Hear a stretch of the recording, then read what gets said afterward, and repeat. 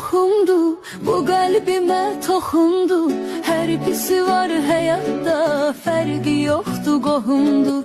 Dünya fəna dünyadır, daim olan Allahdır. Sığın ona, işinə bax, olma beyni dumanlı.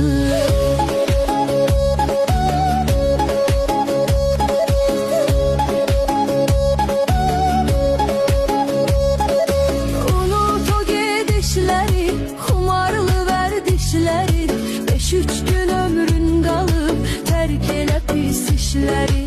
Nəfsinə qalib gələn, pis arzuları dəf edən, ayılanda şükür edəcək, yaxşı ki etmədim mən.